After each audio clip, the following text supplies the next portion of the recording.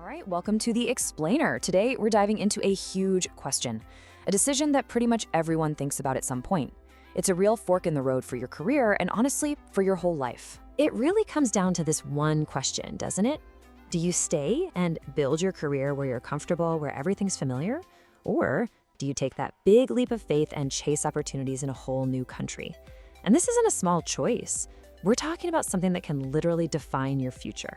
Yeah, and let's get one thing straight right away. This is about so much more than just a paycheck. This decision, it ripples through everything. Your bank account, sure, but also your personal growth, your family life, even how you see yourself in the world. So with a topic that's big, where do we even begin? Well, let's start with the thing that's easiest to count, the money. Yeah, money. It's almost always the first thing that comes to mind when you think about moving, right? So let's do it. Let's have an income showdown. We're going to put working at home right up against working abroad and see who comes out on top. Okay, so here's the deal. On one side, staying home, you'll probably make enough to cover your bills, the basics. But actually saving a good chunk of cash, that can be a real struggle. Now on the other side, a job abroad, well, it can come with a way bigger salary. But, and this is a big but, you're also looking at higher taxes, a higher cost of living. So let's see what this looks like for some real people. First up, let's meet Ahmed. He's an accountant in Cairo, and his story really paints a picture of what a local salary can look like. He's making enough to provide for his family, which is great, but when all the bills are paid, there's just not much left over. Saving, investing, those things feel like a luxury. So we're talking 15,000 Egyptian pounds a month. Look, in a place like Cairo, that gets the job done for the essentials. But that dream of, really building wealth, it can feel pretty far off. Okay, now let's flip the script completely. Now this is Sarah. She took a different path. She started out as a trainee over in Singapore, a massive international hub. And right from day one, her earning potential was just on another planet. That bigger paycheck wasn't just about paying the rent. It was a powerful tool to save, invest, and build a financial future. 4,000 US dollars a month? I mean, the difference is just, wow, it's stark. And yeah, for sure, Singapore is expensive and that higher cost of living is going to take a big bite out of that salary. But even so, the potential to save is just in a whole different league. But hey, we all know a career is more than just the money, right? So let's move on to the next big thing, climbing that career ladder. How do you get ahead? Is the secret to stay put and use your local advantage? Or is the real key to unlocking your potential found somewhere overseas? The two paths are just completely different. At home, you've got the home field advantage, right? You know the people, you know the culture, but when you go abroad, you're suddenly plugged into this global network. You get access to advanced training, new ways of thinking, and challenges that can seriously fast-track your skills. Let's look at Fatima's story. She's an engineer in Jordan, and for her, staying put was a brilliant move. She used her deep local network, the people she grew up with, the unspoken rules of the culture she understood instinctively, to climb the ladder and get promoted. For her, that network was her superpower. But there's a flip side to relying on who you know. In a lot of places, there's this idea of wasta. Basically, it means your personal connections can sometimes open more doors than your actual skills. And look, that can be incredibly frustrating. It can feel like you've hit a glass ceiling, not because you're not good enough, but just because you don't know the right people. Okay, so what's the alternative? Let's talk about Carlos. He's a software engineer who packed his bags for Berlin. He was totally out of his comfort zone.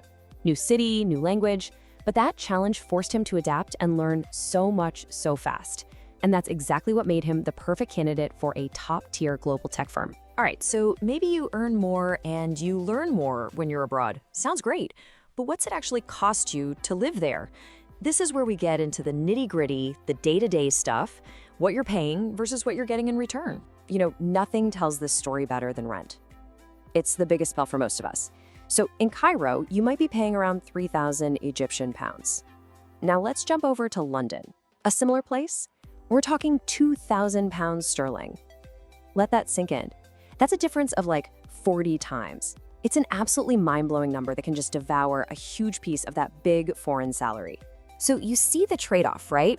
At home, your money stretches further for things like rent and food, but you might find yourself paying out of pocket for good schools or healthcare. When you're abroad, yeah, your daily costs are through the roof, but you're often paying for access to incredible public services, things that can really boost your family's quality of life. But let's step away from the numbers for a second, because there's this huge part of the equation that you just can't put on a spreadsheet. I'm talking about the human stuff, family, friends, that feeling of community. Think about it. At home, your support system is already there. It's baked in. It's the people you've known forever, the culture that just makes sense to you. When you move abroad, you're starting from scratch. You're building your entire social world from the ground up.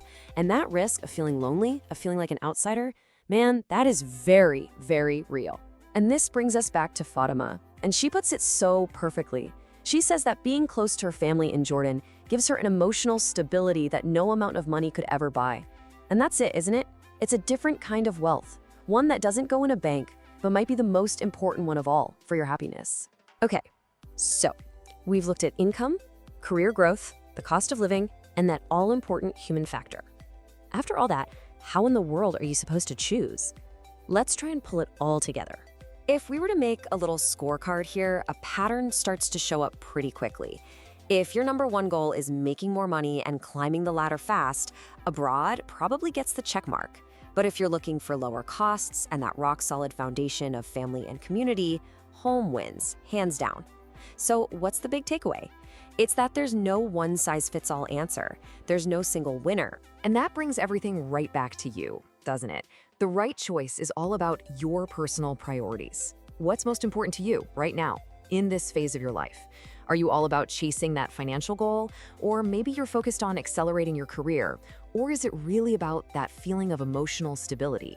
So, if you're standing at this crossroads right now, here's a super simple 3-step framework to help. Step 1, research. I mean, really research. Dive deep into the job market, the salaries, the culture of the place you're considering. Step 2, do the math. Don't just look at the salary. Weigh it against the insane cost of living. Be realistic. And step 3, prepare. And I don't just mean saving up money. Prepare yourself mentally and culturally for the huge adjustment that's coming. Because in the end, it really all boils down to one question. Every path has a price tag. Staying at home might cost you in terms of career opportunities or financial growth. Going abroad, well, it's going to cost you that closeness to your family, to your home. So the real question, the one only you can answer, is this: what's your price for a new beginning?